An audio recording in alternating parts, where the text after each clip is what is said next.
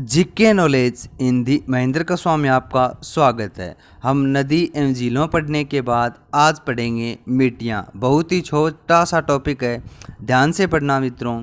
भूमि की ऊपरी उपजाऊ परत को मिट्टी कहते हैं। ऊपर वाली उपजाऊ मिट्टी को क्या कहते हैं? मिट्टी, जो अपर्दन एवं अक्षय से बनती है। अपर्दन एवं अक्षेप, टूटी हुई चीज़ का घसीटना अक्षेप है। टूटी हुई चीज़ का घसीटना क्या है? अक्षेप है। भारतीय कृषि अनुसंधान संस्थान में भारत की मिट्टियों को मुख्य रूप से 8 भागों में, मिश्रित रूप से 54 भागों में बांटा है। मुख्य रूप से कितने भागों में बांट रखा है? 8 भागों में बांट रखा है। मुख्य रूप से कितने भागों में बांट रखा है? 8, जबकि मिश्रित रूप से 54 में। बुलई मिट्टी प्रधान मिट्टी है। सबसे प्रधान मिट्टी बुलई मिट्टी है। शेष मिट्टियाँ मिश्रित मिट्टियों की श्रेणी में आती हैं। मिट्टी में क्षारीयता को दूर करने के लिए, जिप्सम व लवणीय को दूर करने के लिए रॉक फास्फेट का प्रयोग करते हैं।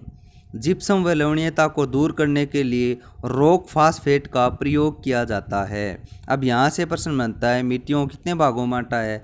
8 भागों में बांट रखा है, जबकि मिश्रित मिट्टियों कितने भागों में बांट रखा है? 54 भागों में बांट रखा है। अब पढ़ेंगे मिट्टियाँ विस्तार से। नंबर 1, बुलई मिट्टी। पश्चिमी राजस्थान में पाई जाने वाली यह मिट्टी खरीफ की फसल के लिए उपयुक्त है। बुलई मिट्टी किसके लिए उपयुक्त बताई गई है? खरीफ की फसल के लिए। ये पश्चिमी राजस्थान में पाई जाती है, जैसलमेर, बीकानेर, बाड़मेर क्षेत्र में। इस मिट्टी के कण अधिक बड़े होने के कारण इसमें आर्द्रता ग्रहण करने की क्षमता कम होती है। यह आर्द्रता ग्रहण क्या करती है? कम। इस मिट्टी में कैल्शियम की मात्रा अधिक होती है। ध्यान रखना, इंपॉर्टेंट बातें हैं ये। इसमें किसकी मात्रा अधिक बताई है? कैल्शियम की मात्रा इसमें अधिक होती है। नंबर 2, रेतीली भूरी मिट्टी। मध्य अरावली या बनास के अपवा क्षेत्र में भूरी मिट्टी पाई जाती है। राजस्थान में सर्वाधिक क्षेत्रफल में फैली यह मिट्टी दलहन फसलों के लिए उपयुक्त है। राजस्थान में सर्वाधिक कौन सी मिट्टी फैली हुई है? रेतीली भूरी मिट्टी। लाल मिट्टी, मक्का के लिए उपयुक्त यह मिट्टी चित्तौड़गढ़, भीलवाड़ा, उदयपुर जिलों में फैली हुई है।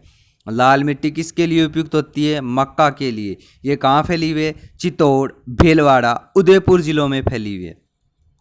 अगला है लाल काली मिट्टी। मक्का व चावल के लिए उपयुक्त यह मिट्टी डूंगरपुर, बांसवाड़ा, चित्तौड़गढ़ जिलों में फैली हुई है।